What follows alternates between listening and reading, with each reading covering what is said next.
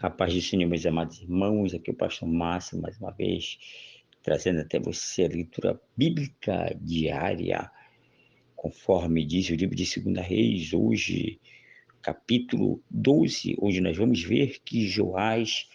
reina sobre Judá. O verso primeiro diz: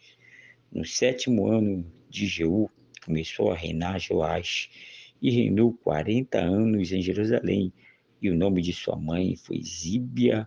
de Berseba. Ou seja, Jeú aqui estava reinando nesta época de Israel. E Joás reinou 40 anos sobre Jerusalém, mas também houve um certo período que ele também foi rei sobre o sul de Judá.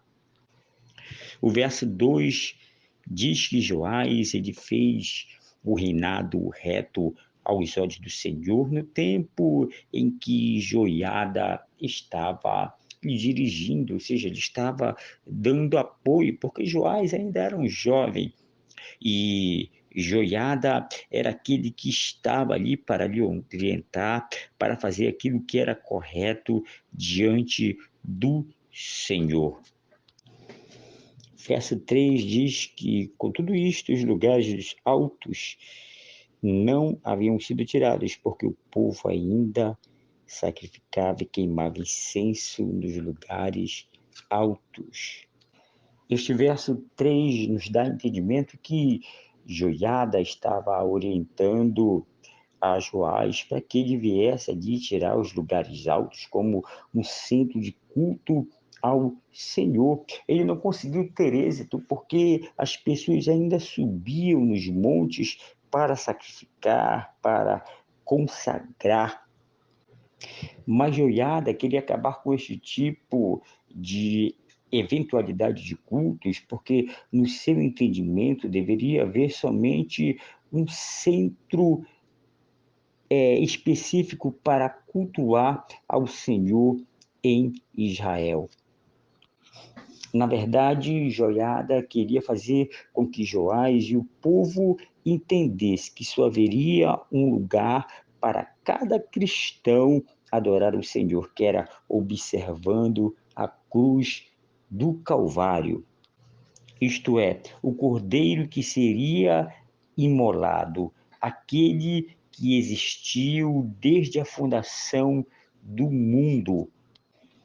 Mas do verso 4 em diante nós vamos ver que Joás ele começa a fazer a reparação do templo do Senhor, porque ele vai e diz aos sacerdotes que todo o dinheiro, né, todas as coisas que fossem consagradas ao Senhor, eles iriam ser trazidos à casa do Senhor,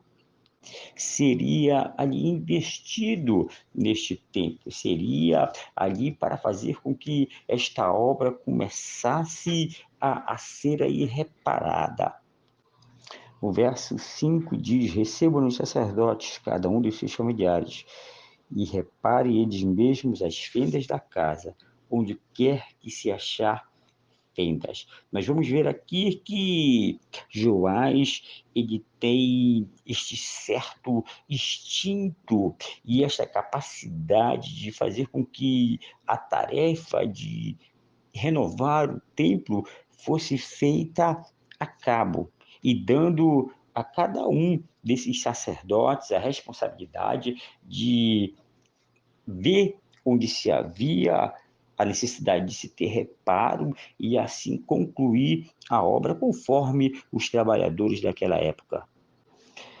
No verso 6 nós vamos ver que após 23 anos do reinado de Joás, os sacerdotes, o qual ele tinha ali chamado para fazer o reparo do templo, não haviam ainda feito, mas o motivo era porque eles não tinham este certo preparo, esta certa habilidade, e também possivelmente eles foram negligentes com esta obra, ou talvez não foi concluída pela própria falta do dinheiro. Então Joás vai e procura o sumo sacerdote Joiada e os demais sacerdotes e pergunta Por que que as fendas desta casa não foram reparadas? Ou seja, o próprio templo. Ele então resolve agora tomar uma nova decisão. Ele diz para que não tome mais os dinheiros familiares. Ou seja, em outras palavras, ele resolve agora que, de uma outra forma, se haveria recursos para se fazer o preparo daquilo que estava sendo degradado no templo. E o verso 8 diz que os sacerdotes então consideraram o que Joás tinha falado em não tomar mais o dinheiro do povo, e eles concordaram de se fazer uma nova forma para que se houvesse aí dinheiro para os reparos necessários do templo. E nós vamos ver que o sacerdote Joiada, ele tomou uma arca e fez um buraco na tampa, ou seja, na parte superior, e colocou à direita da entrada do templo, junto ao altar. E os sacerdotes ali que guardavam a porta colocavam todo o dinheiro que era trazido para a casa do Senhor. E nós vamos ver aqui que houve-se uma sugestão para tentar trazer benefícios para o templo do Senhor. E nós vamos ver aqui que todas as autoridades eclesiásticas desta terra trabalhavam em harmonia com esta nova sugestão para se poder aí obter recursos financeiros para se fazer a obra. E quando eles já percebiam que já tinha muito dinheiro na arca, ele chamava de um escrivão, ou seja, um dos sumos sacerdotes, e contava o dinheiro que tinha entrado para que se pudesse dar andamento a este longo trabalho, né, a esta grande reconstrução do templo. No verso 11 diz que eles davam dinheiro suficiente nas mãos daqueles que faziam a obra, aqueles que estavam empenhados neste trabalho, e pagavam assim os carpinteiros, e pagavam os edificadores, e todos aqueles que faziam parte da reparação da casa do Senhor. Nós vimos aqui também que, de fato, não se era colocado dinheiro em papel ou moeda, né, na arca. Era colocado de prata, era colocado coisas de valores, e o que era pago, né, era conforme o peso de cada objeto que era colocado, de prata ou de ouro, e assim se fazia o pagamento, né, não somente dos trabalhadores, mas na compra dos materiais necessários para a conclusão dessa obra. Porque o templo ele se havia construído há mais de 150 anos, ou seja, o templo estava em um estado de degradação muito grande, por isso que se era necessário se haver uma recolha de dinheiro muito grande para esta preparação. Nós vamos ver que no verso 13 diz que todo o dinheiro que entrava, ou seja, todo o recurso que entrava na arca, ele servia somente para a reconstrução do templo, pois eles não fizeram taças de pratas, nem halteres, nem bacias, nem trombetas, nem outro vaso de ouro. Por quê? Porque a intenção era recolher, né, esta verba para a reconstrução do templo.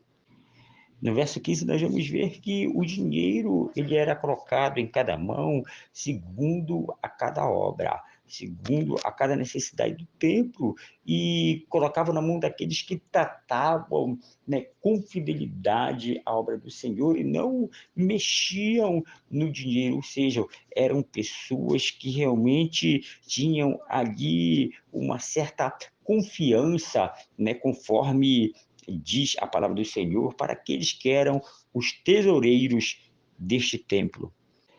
No verso 16, nós vamos observar que as ofertas que eram entregues por causa dos seus delitos ou por causa dos seus pecados, elas não eram levadas à casa do Senhor, porque elas pertenciam ao sumo sacerdote, ou seja, para a manutenção daqueles que estavam lá, para levar a cabo, né, a obra do Senhor, e, em consequência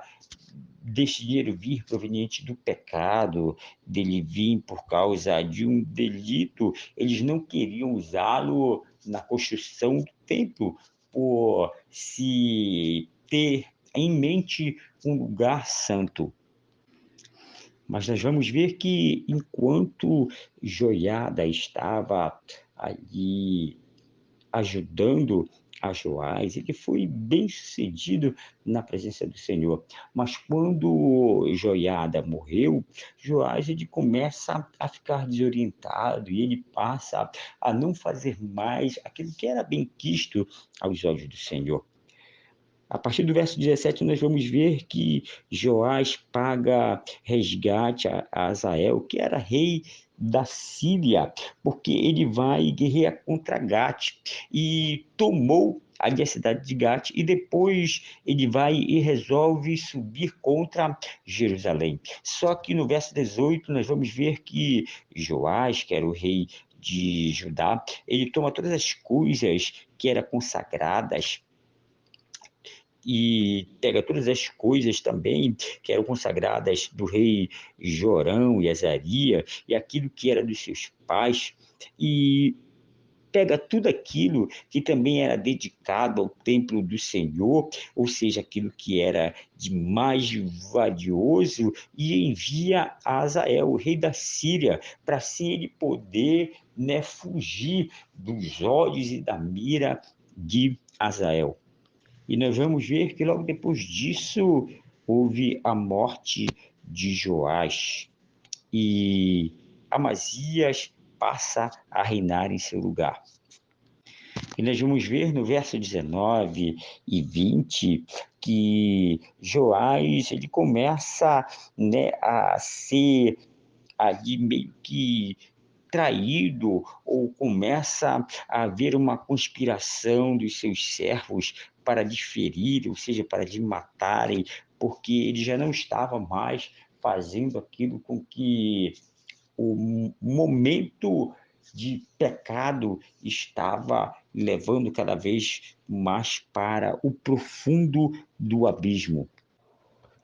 E após a sua morte, eles o sepultaram com seus pais na cidade de Davi, e reinou em seu lugar Amazias, aquele que era o seu filho. Queridos, esse foi o nosso estudo bíblico do livro de 2 Reis, capítulo 12, ainda sobre o reinado de Joás. Te espero amanhã para a gente poder trabalhar o capítulo 13, que fala sobre Joacás, aquele que reina sobre Israel. Que o Senhor te abençoe, te dê graça e te faça cada vez mais um homem fiel diante da sua presença.